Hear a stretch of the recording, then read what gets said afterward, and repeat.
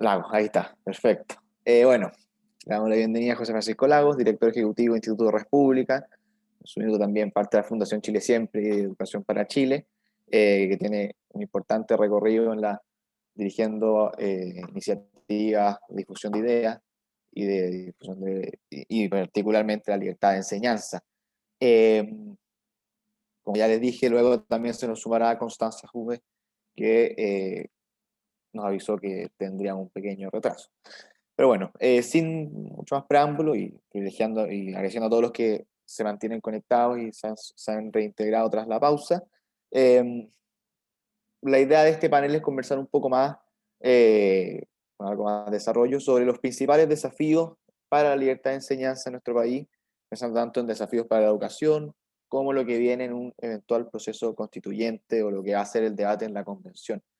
Y para eso, primero preguntarle a José Francisco, antes de que se nos sume Constanza, eh, si nos puedes dar un panorama general, tanto del debate educacional como de la situación de la educación en nuestro país. Y te dejo la palabra.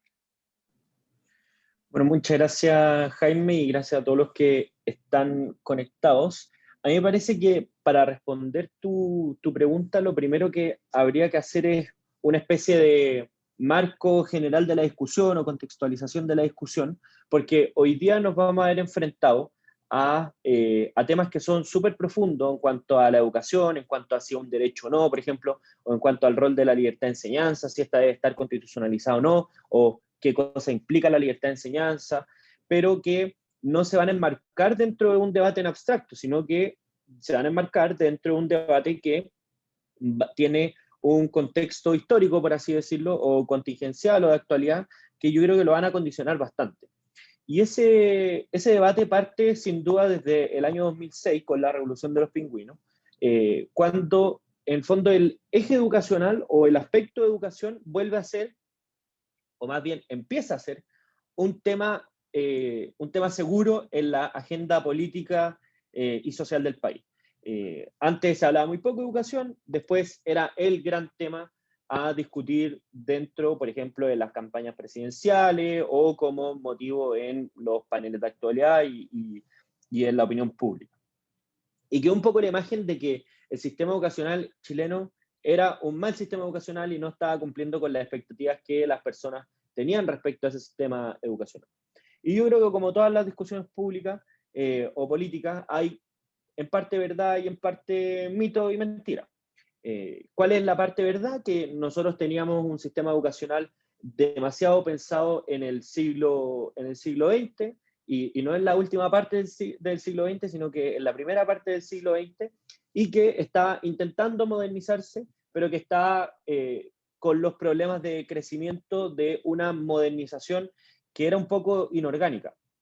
Y era un poco inorgánica, ¿por qué? Porque las prioridades que fue teniendo nuestro país fueron cambiando de un minuto hacia otro. Es decir, el principal objetivo de la década de los 90 era revertir una situación que nos había marcado durante todo el siglo XX, que era el ausentismo escolar. Es decir, que un montón de jóvenes no accedían al colegio. Y por tanto, el gran objetivo a derrotar era la cobertura en educación. Y eso no solamente lo vio un gobierno, sino que fue transversal, especialmente en la parte de la concertación, donde, por ejemplo, empieza a incorporarse el copago como medida de incentivo a que los particulares hicieran sus proyectos educacionales, porque simplemente el Estado no podía hacerse cargo ni siquiera de la cobertura educacional. Y eso obviamente fue una situación que generó algunos desórdenes, sobre todo en la segunda parte, que es la más importante y que obviamente hoy día está no sé si en el foco del debate, pero que todos sabemos que es el principal problema educacional contingente, que es la calidad. No solamente la calidad, creo podría decir, como casi todo lo que pasa en este país, que es la calidad del servicio a la que acceden los más pobres. Eso es un dato.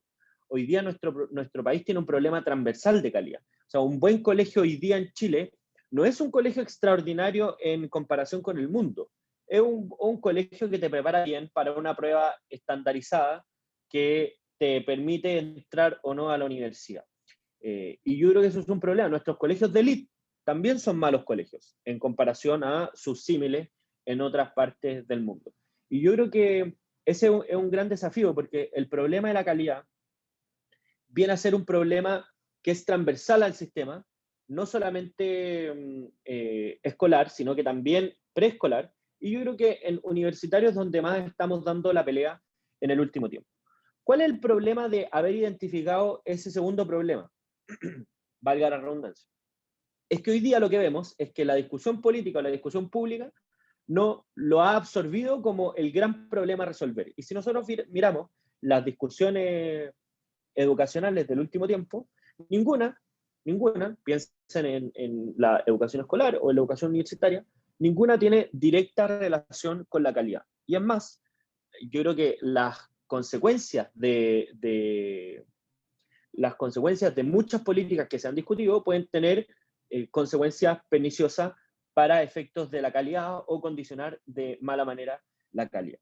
Y aquí son las dos grandes políticas que han existido en el último tiempo, ambas bajo el segundo gobierno de la presidenta Bachelet. Una es la reforma a la educación secundaria, o sea, que es el fin al lucro, al copago y a la selección, que obviamente no solamente condiciona el problema de la cobertura, que es un problema que efectivamente ya está resuelto, sino que tiene problemas importantes de justicia, de libertad y por supuesto en cómo va a condicionar la calidad a la que acceden las personas más, especialmente más vulnerables y de clase media en el país. Y la segunda gran discusión que se dio es la discusión de la gratuidad, que esa seguro va a tener consecuencia en la calidad, porque la gratuidad no es simplemente que el Estado le paga el arancel a los estudiantes que lo necesiten, sino que el Estado fija aranceles máximos, el Estado empieza a fijar qué cosas se pueden o qué cosas no se pueden enseñar en las carreras o en las universidades que financia, el Estado empieza a cuestionar la estructura de las universidades, la que está dispuesto a financiar y un amplio etcétera. Y es tan así que yo me acuerdo que esa discusión nosotros lo advertimos y también las mismas universidades del CRUCH, que son las principales beneficiadas de la gratuidad, beneficiadas entre comillas, son también las que hoy día han puesto el grito en el cielo porque van a tener problemas de recursos y administrativos bien importantes y que son las cosas precisamente que están denunciando, que simplemente la plata no le alcanza. ¿Y por qué no le alcanza? No porque las universidades tengan una obsesión de subir los precios todos los días, sino que hay una cuestión que es bien importante, que el mundo educacional, como en cuanto a mercado, es un mercado muy dinámico. El conocimiento es un conocimiento muy dinámico. Y si una carrera de un momento a otro es muy rentable, las universidades van a buscar que con esa carrera financiar los otros programas que no son rentables. Las universidades están llenas de cosas que hacen que no son rentables. Hay carreras enteras que se abren que no son rentables y está muy bien que así sean. Y las otras carreras que son rentables subvencionan a esas que no lo son. Y eso está perfecto porque habla de cómo se entiende la universidad, cuál es el objetivo de proyecto educativo, y está muy bien que así suceda. Cuando uno le pone límites a este dinamismo de ingreso, al final le está poniendo límite al dinamismo de resultados. ¿Qué significa? Que las universidades van a tener muchos más problemas en adaptarse, que van a tener estructuras mucho más rígidas, y obviamente eso en el mundo actual es un gran problema y las puede terminar condenando a la desaparición. ¿Por qué? O sea, ¿por qué a la desaparición? Esto es como muy catastrófico, pero es verdad, porque hoy día las universidades están enseñando cosas que no saben si van a servir cuando las personas egresen, cuando las personas que tuvieron esos conocimientos egresen. No saben si las carreras son las más óptimas para las condiciones que se van a dar en 5 o 10 años más. Y eso es un desafío que evidentemente necesita recursos, pero necesita también flexibilidad y dinamismo. Y para entrar al tema constitucional propiamente tal, yo creo que hay dos grandes discusiones que se van a dar respecto al tema educación misma. Y creo que ya me está quedando un poquito menos de la mitad.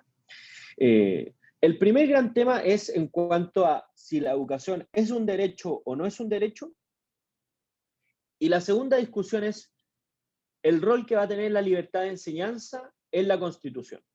¿Qué cosa tenemos hoy día en nuestra Constitución? Hoy día la educación no está reconocida como derecho propiamente tal. Si nosotros hacemos comparaciones constitucionales, la Constitución del 25 es mucho más activa en la protección del derecho a educación que la Constitución del 80 o del 2005. Eso es real, no hay duda. La gran pregunta es que lo que nosotros nos podemos hacer y que es relevante hacerse es que ¿bajo qué constitución ha estado efectivamente mejor protegido el derecho a la educación? Si bajo la Constitución del 25 o la Constitución del 80. Y la respuesta es clara. Obviamente, ahora el derecho a la educación está mucho más protegido que en el régimen anterior. Entonces ahí cabe hacerse la pregunta si lo más relevante respecto a la discusión constitucional es que la educación esté garantizada como un derecho en la Constitución, o si lo más relevante es lo que se llama primacía de la realidad, es que efectivamente se ejerza y se pueda exigir, y sea exigible, ese derecho a la educación. Y la gran pregunta es, bueno, si es que la educación hoy día se garantiza mejor como derecho que bajo la Constitución del 25, ¿qué es lo que hace la diferencia? Que hoy día se pueda tener un mejor acceso a este derecho o a este servicio, entre comillas. Y la respuesta, a mi juicio, la dan dos cosas. Uno, por supuesto, es la libertad de enseñanza, porque la libertad de enseñanza, primero voy a dar el argumento práctico y después el argumento de fondo. El argumento práctico es que permite dinamismo de los proyectos educativos, es decir, más personas están interesadas en prestar el servicio educativo. Más personas están interesadas en dar el servicio educativo. ¿Qué significa esto? Que en un régimen de Estado docente, es decir, donde solamente el Estado, por razones políticas o fácticas, imparte educación, como por ejemplo, hoy en países desarrollados, en Estados Unidos, los gran proveedor de educación son los distintos estados. En Chile, en cambio, no solamente el Estado está preocupado de proveer la educación, sino que también otros organismos, otras agrupaciones, están preocupadas también de proveer ese servicio. Y por tanto, la externalidad positiva, sigo en el aspecto solamente práctico de la libertad de enseñanza, es que más instituciones están interesadas en dar el servicio educativo y por tanto se tiene una mayor oferta educacional que permite también a las personas elegir, que eso ya es en la parte de fondo. Y esto no solamente se da en los colegios, también se dan en las universidades. Si nosotros estudiáramos cuál es el avance de cobertura entre antes que se crearan la educación, las universidades privadas y después de que se crearan las universidades privadas, la cobertura ha aumentado muchísimo. Y no es que solo las universidades estatales hayan aumentado su cobertura, que efectivamente lo han hecho, sino que ese aumento de matrículas se explica principalmente por las instituciones privadas de educación, o centros de formación técnica, institutos profesionales o universidades. Y ahí está el grueso de la matrícula. La pregunta es, ¿quiénes se incorporaron a la matrícula de educación superior? Y la respuesta es las personas principalmente, el grueso de la clase media e incipientemente cada vez más las personas más vulnerables. Pero lo que permitió la libertad de enseñanza en las universidades básicamente fue incorporar, y esto sigue siendo un argumento práctico y no de fondo, pero es una ventaja muy buena, incorporar a masas de personas, principalmente provenientes de la clase media, al sistema de educación superior. Y la pregunta que siempre hacen es, ya, pero ¿en qué calidad incorporaron a esas personas? En calidades diversas. En calidades diversas. Hay universidades privadas que son muy buenas, otras universidades privadas que son malas, otras universidades que son más o menos. Pero esa diversidad de calidad también la encontramos en las universidades estatales. Es decir, hay universidades estatales que son muy buenas, hay universidades que son estatales que son más o menos, y hay otras universidades también que son muy malas. Porque el problema ahí no es la provisión o no es que en el dueño de la universidad, el problema ahí es si la universidad es buena o mala. Y eso cambia el eje de la discusión. Y respecto al tema de fondo, y veo a Constanza conectándose, así que ya solamente prometo 2 minutos, veo que hay una cuestión de fondo que hoy día se materializa en la Constitución, que tiene estos efectos positivos, pero hay una cuestión que es primordial. Que la libertad de enseñanza lo que significa en simple es que cada persona o cada padre tiene el derecho a elegir el proyecto educativo que quiera para sus hijos o para, ¿no?, dependiendo si se trata de una universidad o un colegio. Creo que estoy un poco pegado, o ustedes están pegados, no sé si alguien me avisa. Ah, ¿me volví ahí, Jaime? Sí, te escuchaba bien igual, fue solo el video. Ah, ya, perdón. Puedes seguir. Entonces, ¿cuál es la primera parte de la libertad de enseñanza? Que las personas pueden elegir el proyecto educativo que quieran, tanto ellos en la universidad o sus padres. Eso implica, por supuesto, garantiza la diversidad en la sociedad, porque si no es la educación, ¿dónde se favorece la libertad?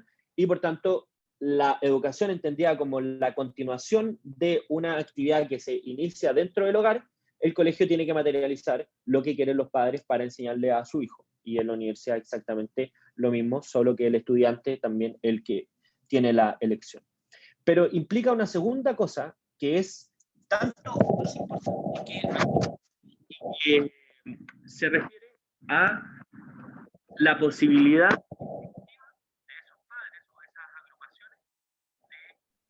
José Francisco, hay un problema con el audio. Perdón. Ahí está mejor, es que se había tapado el micrófono o algo así. ¿Ahora sí? Sí, ahí está bien. Ya, perdón.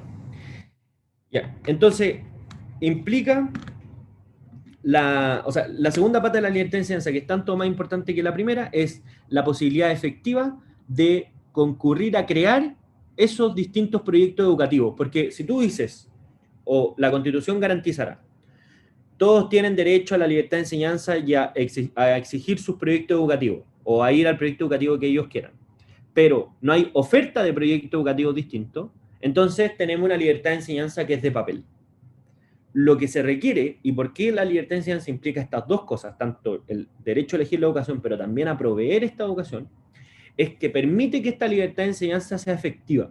Porque si no existe la posibilidad de las personas, de la sociedad civil, de incorporarse, de agruparse y prestar servicio educativo, entonces la libertad de enseñanza deja de existir como garantía y como derecho a las personas, impidiendo todas las externalidades que dijimos, entre otras cosas, garantizar de la mejor manera posible, el derecho a la educación, significa básicamente que el hilo del que pende la libertad de enseñanza de manera constitucional es que se siga garantizando la posibilidad, y con esto termino, de que las personas, los particulares, puedan agruparse para proveer el servicio educativo, o si no, simplemente la libertad de enseñanza termina siendo una garantía de papel. Entonces yo creo que ahí me parece que es un buen foco donde preocuparse de la discusión y sobre todo los que compartimos la idea de la libertad de enseñanza, la educación de calidad y por supuesto la justicia, tenemos que ponerle ahínco hincapié.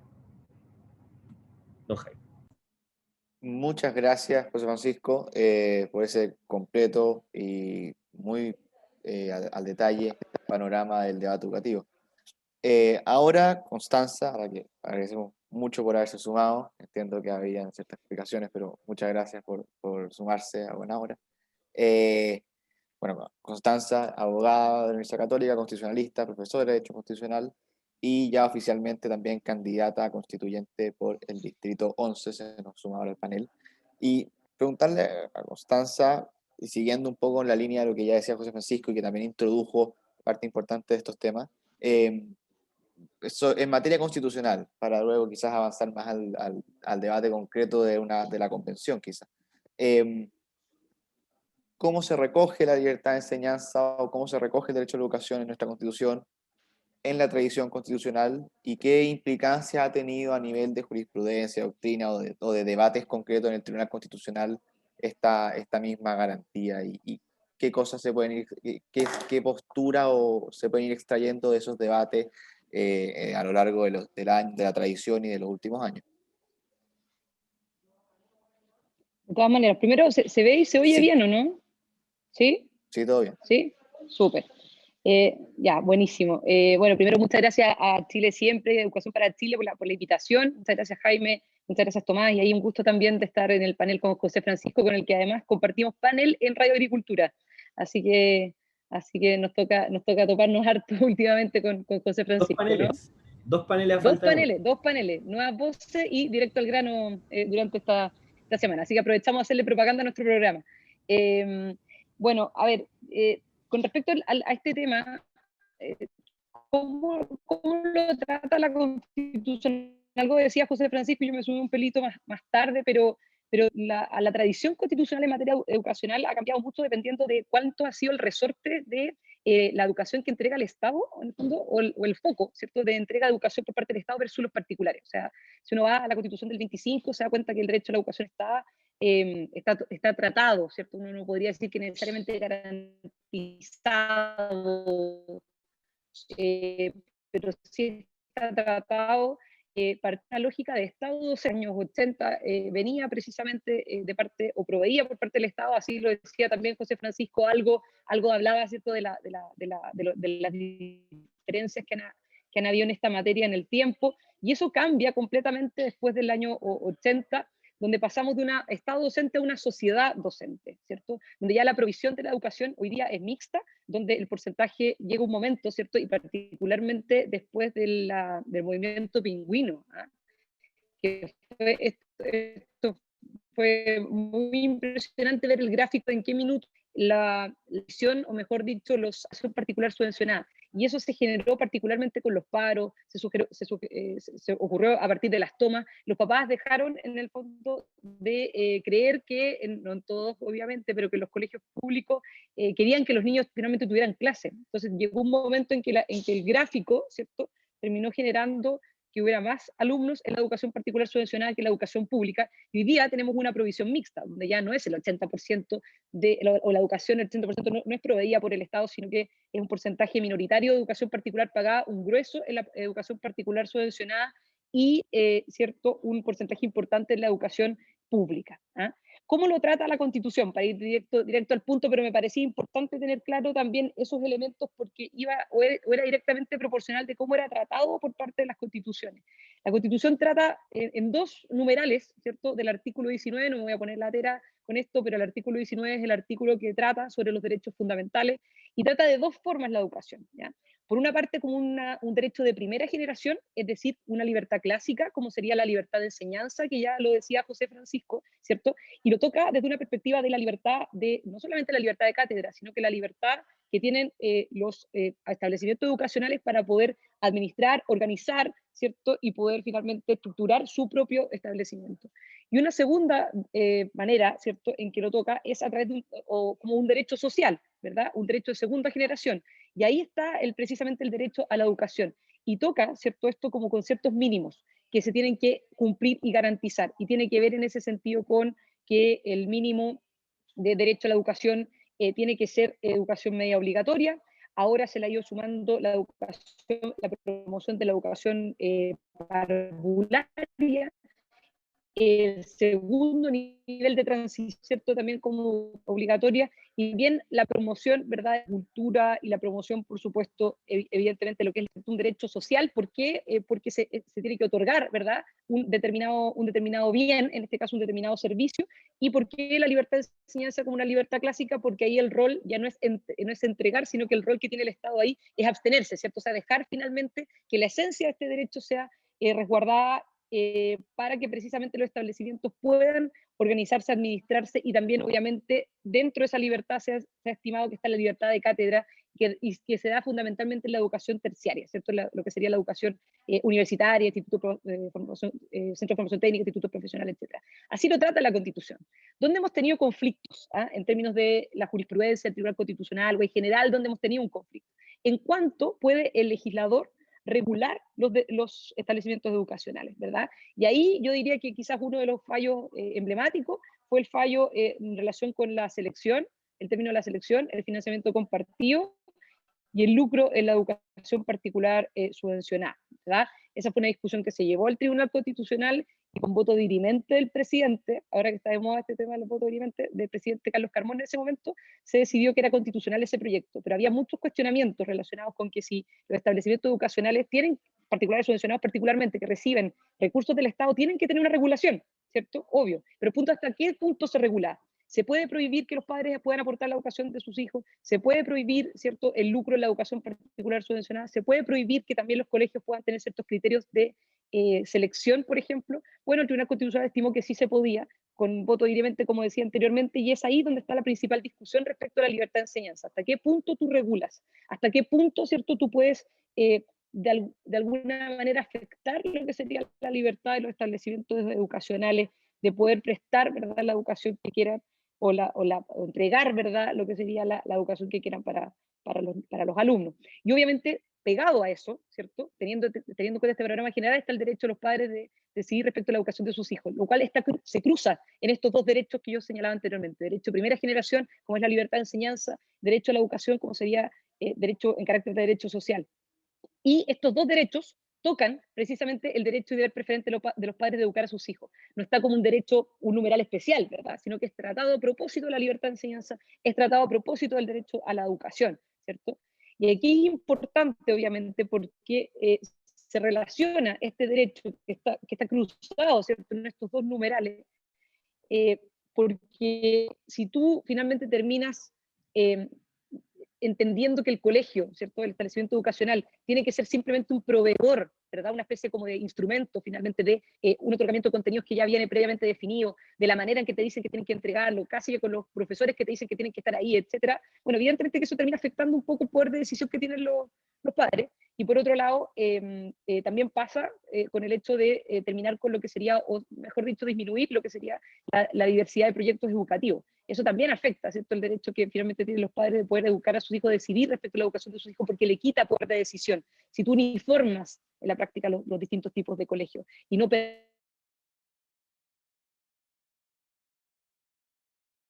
Ahí volvió. Ahí sí, Constanza.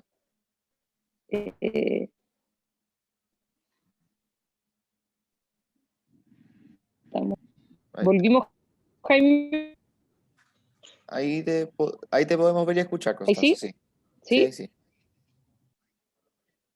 Súper. Y bueno, y para ir cerrando nomás, si finalmente tú le quitas o reduces lo que sería la diversidad de proyectos educativos, evidentemente que afectas el poder de decisión que tienen los padres de decidir respecto a la educación que quieren para sus hijos. Y ahí el rol que cumplen los colegios particulares subvencionados es muy importante.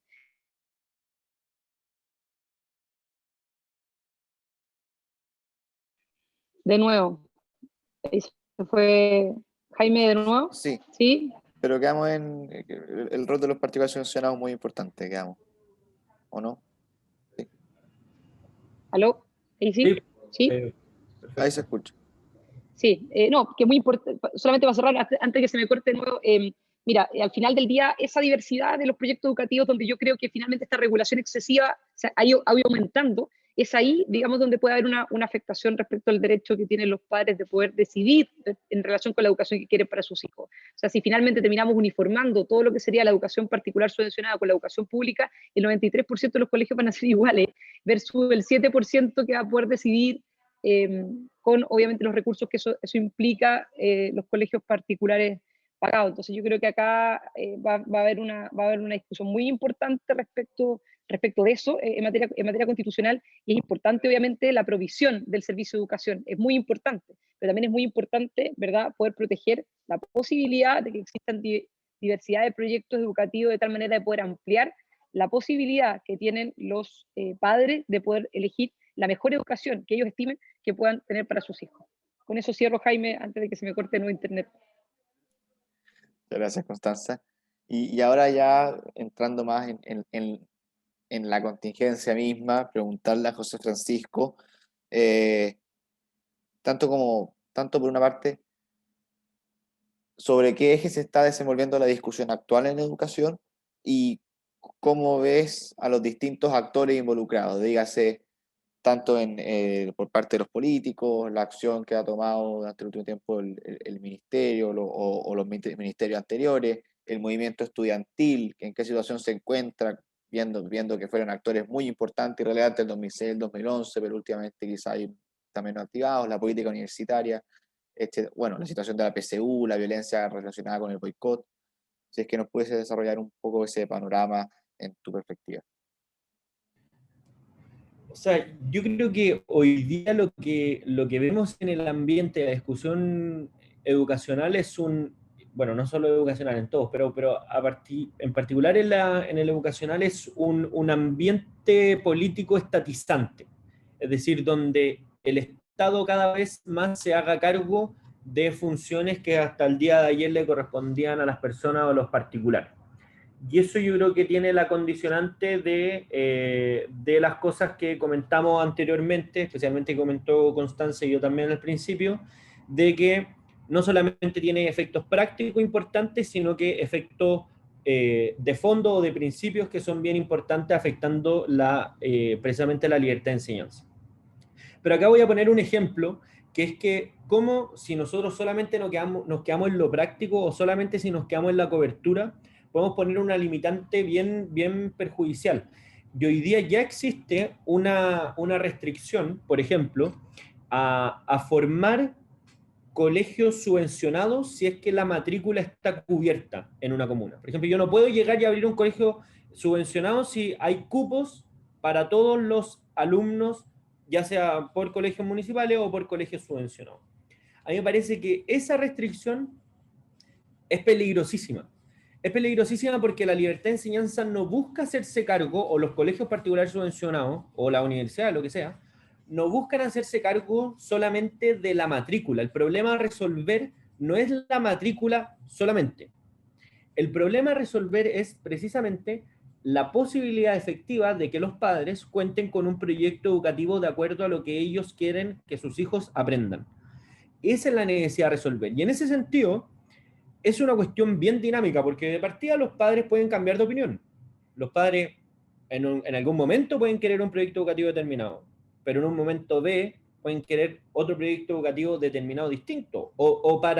En una misma familia se pueden querer proyectos educativos distintos, y eso está muy bien que así sea. Por ejemplo, si hay un hijo que tiene un talento especial para la arte, evidentemente se va a privilegiar un proyecto educativo que favorezca todo el espíritu artístico. O si algún hijo tiene talento para los idiomas, necesita un proyecto educativo que favorezca esa área del conocimiento y que le enseñen no solamente las clases normales de inglés, sino que tenga ramos que sean dictados en inglés o impartidos en idioma, etcétera, etcétera.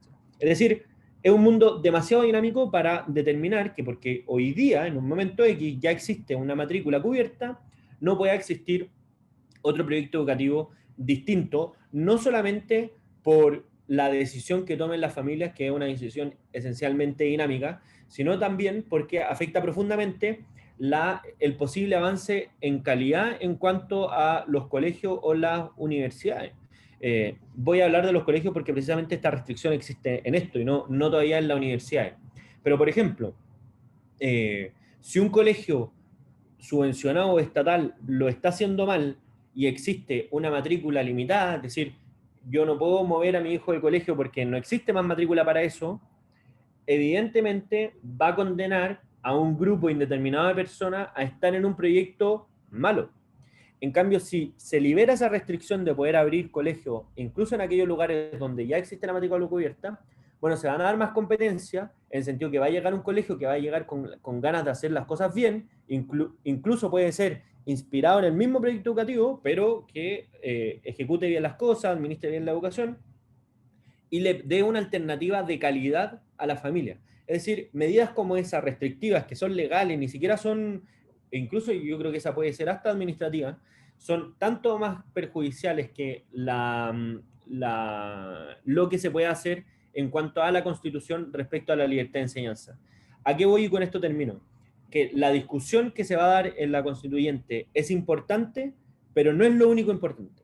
También es importante que haya un ambiente que favorezca a la idea de que las familias puedan elegir efectivamente el proyecto educativo que quieran para su hijo. Y sin ese ambiente va a tornar a ser irrelevante lo que pase en la constituyente, porque la constitución puede decir cualquier cosa, pero si en los hechos no tiene una concreción práctica que respete esa garantía, simplemente puede terminar siendo letra muerta, una mera declaración de principio y que no va a beneficiar ni afectar a la vida diaria de las personas. Perfecto, José Francisco. Y ahora preguntarle a Constanza, ya pensando en el futuro debate en la convención, y también considerando lo que hemos dicho y lo que planteó José Francisco de este como aire estatizante en materia educativa, y también Constanza sobre las excesivas regulaciones que se han estado dando en materia educacional. ¿Qué propuestas o qué ideas se pueden ir promoviendo desde la sociedad civil, desde los partidos políticos, para que en la convención, por ejemplo, se refuerce la libertad de enseñanza? ¿Qué propuestas o qué líneas en general se pueden ir pensando en dicha dirección? Sí, yo creo que lo que decía José Francisco, Un poco cortado soy yo. Sí, Constanza, se escucha un poco cortado. ¿algo se ve? ¿Sí? A ver, sí. Espera un segundito, un segundo, me voy a mover Sí, un poco. ¿No les importa que ya, ahí, ahora no te escuchamos, Constanza, no sé si... ahora? ¿Ahora me escuchan? Ahora ¿Sí? te escuchamos y te vemos. Ya, genial. Pasa que me moví un poquitito porque acá tengo Sí, mejor señal y después tengo que grabar un video, entonces es mejor acá. A ver, perfecto. quiero complementar algo que decía José Francisco, porque efectivamente cuando yo me refería a la sentencia del Tribunal Constitucional incluía esto. Yo no me acordaba que había quedado finalmente el tema de la cobertura, o por sector, en el fondo, que había quedado finalmente en la ley. Pero ese es un elemento relevante, legal, pero que precisamente cuelga también un poco de lo que sería la interpretación, o mejor dicho, de la vulneración eventual o no de la Constitución. Entonces, el trazado central de lo que dice finalmente la Constitución es muy relevante para poder proteger a lo que me refería antes, la diversidad de proyectos educativos y la posibilidad de los padres de poder educar a sus hijos. O sea, si eso no queda bien cerrado, ¿cierto?, dentro de la Constitución, bueno, evidentemente que se abre la puerta para mayores regulaciones legales o administrativas, perdón, o administrativas para estos efectos. ¿Ah? O sea, si es que finalmente la libertad que pueden tener las personas para poder abrir, ahí está el concepto de lo que decía José Francisco, abrir, mantener y organizar establecimientos educacionales. Por eso esto se hizo como cuestionamiento de constitucionalidad, de decir, oye, si yo quiero abrir un colegio, no puedo abrirlo porque ya está suficientemente cubierta la matrícula. ¿Por qué no voy a poder abrirlo si tengo el derecho constitucional de poder hacerlo? ¿Ah? Por eso tengo la duda de si eso finalmente terminó quedando en la ley o no. Yo le creo ahí a José Francisco, que está quizás bastante más autorizado que yo, pero si tú no regulas esa libertad y no estableces esa libertad en la Constitución, evidentemente que se puede generar mayores regulaciones legales o administrativas que pueden terminar afectando la esencia del derecho. ¿Ah? Por eso creo que es bien importante el trazado. Cosa distinta es la provisión del servicio, que sería el derecho a la educación, donde ahí efectivamente va a tener que ver con quién lo puede hacer, más que quién lo puede hacer, cuál va a ser la educación que vas a tener garantizada y cómo se va a garantizar, que yo creo que ese es un gran tema y que yo creo que nos vamos a tener que hacer cargo, y que es un problema que tiene la Constitución actual, de que los derechos sociales, no solamente el derecho a la educación, el derecho a la protección de la salud, ¿verdad?, lo que sería el derecho a la justa retribución, lo que sería el derecho a la seguridad social, son derechos que están garantizados en la Constitución, pero que no tienen recurso de protección o una acción judicial como para hacerlo efectivo. Yo no creo que tengan que tener recurso de protección.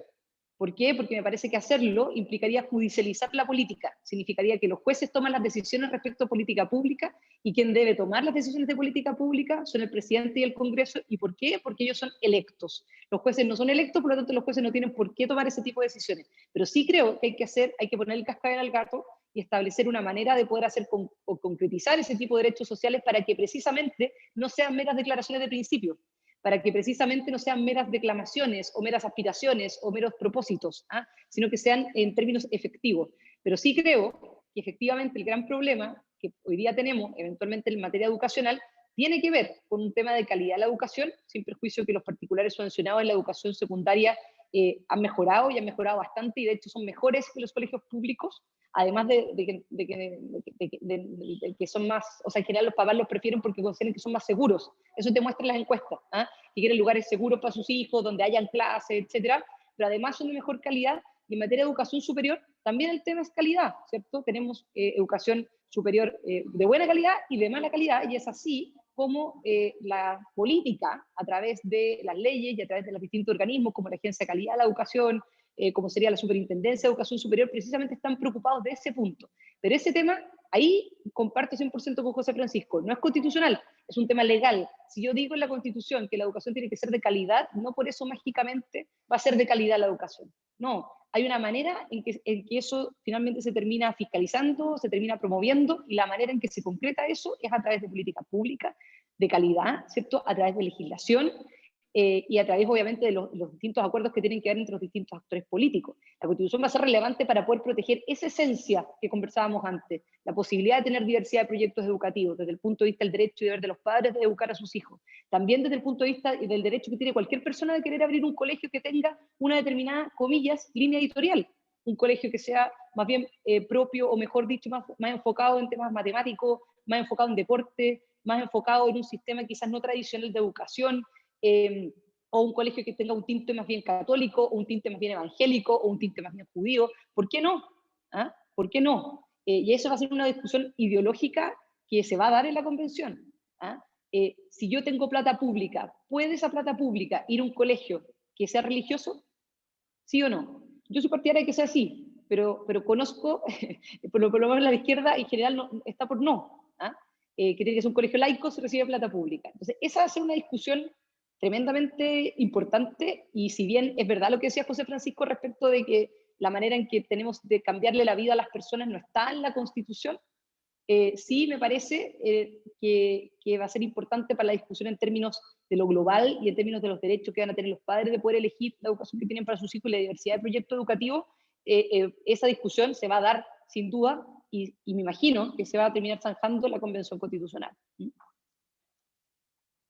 Yo, Jaime, lamentablemente tengo un compromiso que le había comentado a Tomás, me voy a tener que retirar, pero les agradezco un montón, bueno, la flexibilidad primero, y la comprensión por estos movimientos de tomar todo desde el celular, que se corte entre medio. No es lo ideal, pero era eso, o no poder conectarme. Así que les agradezco un montón la oportunidad y la iniciativa, y José Francisco, nos vemos luego en la agricultura. ¿Ah? Que estén muy bien y muchas gracias a todos. ¿Ah? Muchas gracias a ti, Constanza, por el tiempo y la disponibilidad. Se agradece mucho. Que estén muy bien, cuídense. Chao, que estén bien. Chao, chao. Bueno, y José Francisco, ahora ya como una última quizás pregunta más breve, porque a la una se nos suma el ministro Raúl Figueroa.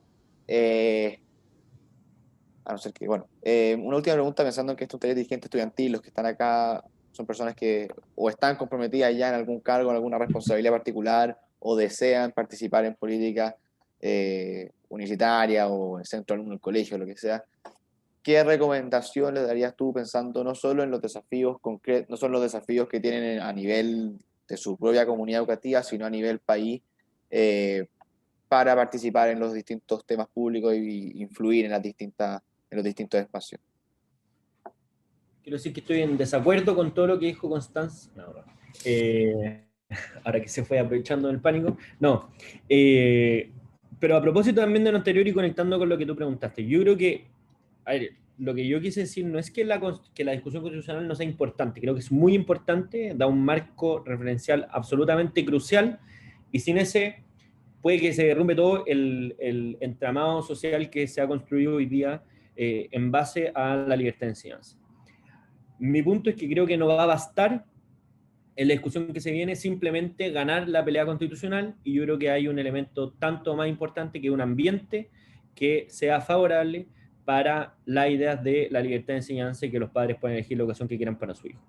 Respecto a la dirigencia estudiantil propiamente tal, me parece que es crucial formarse en estos temas, o sea, felicito a los valientes que están conectados, porque yo creo que la discusión constitucional va a ser como por grandes temas y por estanco, y en algunos van a existir alguna alianza y en otras van a existir alianzas distintas con actores distintos. Y a mí me parece que los que están metidos en este debate, especialmente, por ejemplo, si hay alguien de universidades privadas o alguien que fue a un colegio subvencionado, me parece que va a tener algo muy importante que decir. Yo me acuerdo que cuando empezó la política de gratuidad a través de una glosa presupuestaria, incorporaron algunas universidades y dejaron fuera a los estudiantes de los centros de formación técnica y los institutos profesionales. Y los dejaron afuera simplemente porque esas instituciones son privadas, y no por un criterio ni socioeconómico, ni de calidad, ni ningún otro criterio objetivo. Y a mí me parece que, bueno, y cuando pasó eso, después no hubo ningún problema, no pasó nada, no se tomaron Plaza Italia, no quedó la embarrada, no quemaron el metro, ni una de esas cosas. Pero si nos ponemos el caso, ¿qué hubiera pasado si se lo hacen a otra universidad? Y la respuesta es que, bueno, arde Santiago, arde literalmente Santiago. Y yo creo que ahí está el problema, no es un llamado a quemar la ciudad por la injusticia evidente que se provocó, pero a estar muy atento a que no nos pasen gato por libre en cosas que provocan injusticia. O sea, en ese momento dejar a los estudiantes más vulnerables, que son los que acceden a los centros de formación técnica y a los institutos profesionales, era una injusticia más grave que dejar fuera a los estudiantes universitarios. Y por tanto el llamado a los que se quieren dedicar a la dirigencia es primero tener esta idea, formarse, prepararse, porque va a ser un ambiente o temas que van a continuar. Y en segundo lugar, la valentía para estar dispuesto a defender sus instituciones y defender las ideas en las que ellos crean. Amén y a woman. Bueno, con ese juego lingüístico inventado por los estadounidenses, cerramos. Muchas gracias, José Francisco, por el tiempo, por la completa exposición de cada uno de los temas y por ese llamado a la acción del final. Ahora a continuación vamos a tener una pequeña pausa, un pequeño break, pero a las 1 partimos con la charla con el ministro Raúl Figueroa, ya pensando en los desafíos específicos que tiene el ministerio y el gobierno en la actualidad en educación, particularmente con todo el asunto de la pandemia, el coronavirus y el retorno a clases seguro y otros temas que han estado en la palestra en la contingencia. Así que muchas gracias, José Francisco, nuevamente, y invitado a esperar hasta que tengamos el contacto con el ministro. Volvemos en unos 5 minutos.